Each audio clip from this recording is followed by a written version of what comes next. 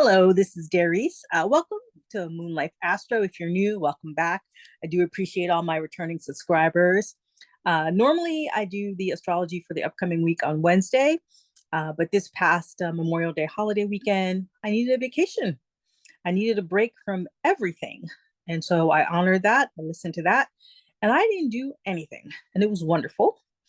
And then the last couple of days, I wasn't feeling very well. I was a little under the weather. And I'm always telling folks on this channel to honor their body, listen to their needs, do that self nurturing, that self care. And I decided to take my own advice and take a break.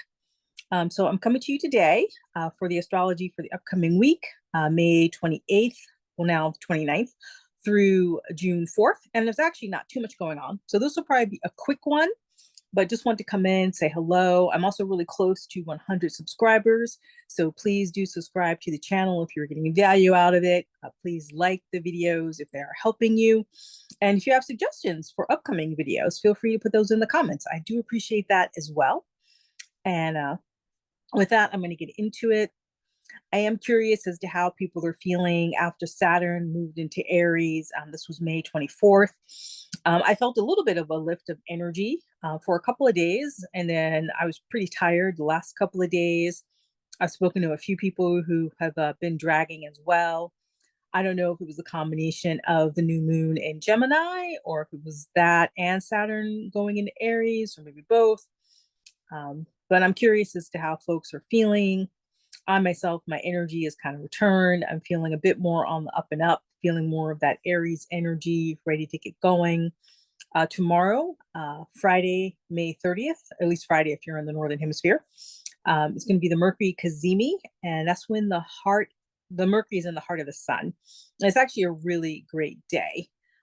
When Mercury is in the heart of the sun, it can be a day where ideas are supercharged. You have insights, flashes of insight, mental clarity, because Mercury is how we communicate, how we digest information, how we receive information. And when it comes into that, when it meets the heart of the sun, it is supercharged. And Mercury is also currently in Gemini, where it's at home. So this is an especially strong Mercury Cazimi, as they say. So maybe Friday, Saturday this weekend, you may have some big insights personally and professionally. This could make a great portal for communication, teaching, planning launches, pitch meetings, copywriting. This is again also that time period before the next Mercury retrograde, which is going to be happening mid-July. So this could be a great weekend to think about the things you want to finalize before Mercury does turn retrograde, what contracts, what negotiations you want to initiate and wrap up before that time. This could be a good weekend to look at some 90-day planning, to use that energy coming off of the Mercury Cazimi as well. You could also use this day for content batching and maybe some email marketing, that sort of thing. Saturday, May 31st, Saturn trines Neptune. So Saturn, the planet of structure, taskmaster, the timekeeper, is going to be in a supportive aspect with Neptune, the planet of imagination, fantasy, our ability to have a big vision. It's a nice, rare, and supportive alignment, bringing Saturn's discipline to Neptune's ability to dream and to dream big. So what's great about this is a great time for strategy to meet soul. You can bring your spiritual vision into practical form. For solopreneurs, this could be a great time to ground that course idea or that healing modality, or maybe look at how you want your soulful business structure to be mapped out. You could also use this energy for doing some back-end work, maybe cleaning up your systems, scheduling the next few projects you want to have unfold for maybe the next 6 months, that sort of thing. A potential ritual, you can create a vision to reality roadmap.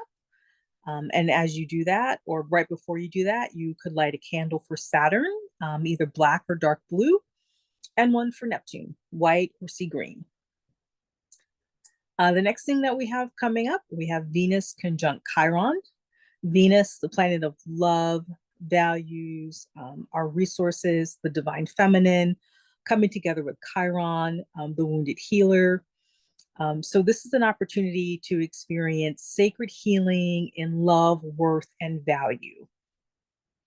So this is a good time to look at, where is Venus meeting the wounded healer? What is the wound that you are healing from?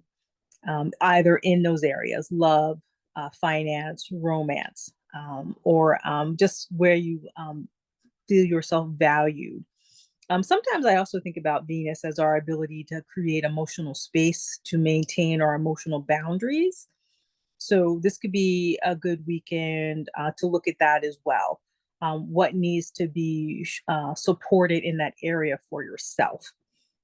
This transit might bring up some old wounds around love, money, beauty, or feeling enough or not feeling like you're enough. But it can also offer an opportunity to maybe do some deep release and rewriting around that story. In particular, for solopreneurs, entrepreneurs, you may want to take some time to journal and look about how visible you are. How comfortable are you with being visible in the world, in the business, or where do you still struggle with that? Where you have what some people might refer to as imposter syndrome. And whatever comes up around that, be gentle with yourself. Um, this is about taking a look at your self value, your self worth, and how you can improve that, strengthen that, but to do it in a gentle and compassionate way. You might want to ask yourself, where have I tied my value to external validation? Potential affirmation: I am enough, and my value is not up for negotiation. I'm going to repeat that. I am enough. My value is not up for negotiation.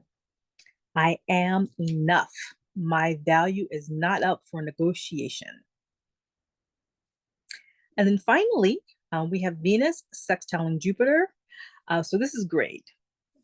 Venus coming together in supportive aspect with Jupiter, the planet of abundance, prosperity, expansion. This is an opportunity to experience blessings, joy, and magnetic energy.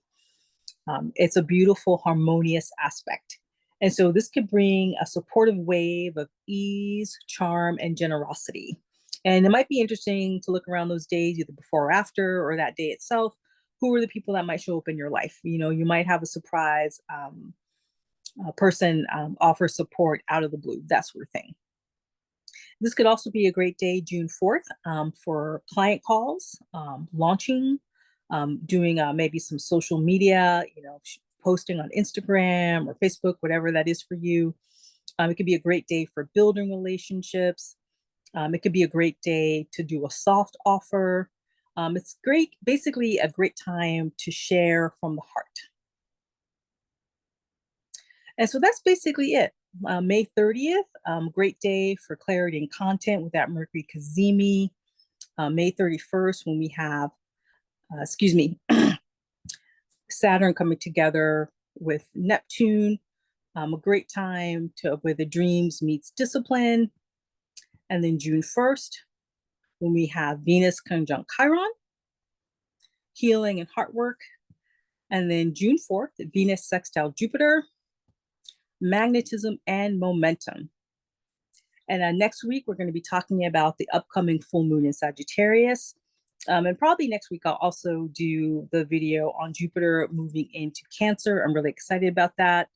That was one of the things I wanted to get to this week, and it just didn't happen. And sometimes that's just how it is. And sometimes you just got to go with the flow, what's happening, the momentum, the energy. And it'll be really nice to be out of Jupiter and Gemini. I mean, Jupiter and Gemini has been fun. I mean, there are some moments with all kinds of hilarity. A few astrologers have noted that, Jupiter is going through Gemini, lots of funny gifts and memes and that sort of thing. But it can also lead to a lot of misinformation, exaggerations, and that sort of thing. And so when Jupiter moves into Cancer, we'll be cleared of some of that, and we'll have some other cool supportive things happening. Hopefully it'll help soothe a lot of the frayed nerves that we're all experiencing in our collective at the moment. Like I said, that'll be next week's video. And Hopefully the full moon will be fun as well. I haven't had a chance to actually look at the details for that full moon yet, but full moons and Sag tend to be kind of fun. That's my initial, well, at least that's been my experience of them in the past. We'll see what this one has in store for us, because 2025 has basically not been what any of us expected. And I think that's going to continue. And again, like I said, I just want to be really quick, at least want to get something out this week. I didn't want to go a whole week without doing anything for the gorgeous folks who visit this channel. Again, if you're new, welcome. And I do appreciate everyone who supports the channel, who returns. And again, if you have ideas for upcoming content, things you'd like me to discuss, I do appreciate that. And again, wishing you love, peace, and joy. Easefully yours, Darius.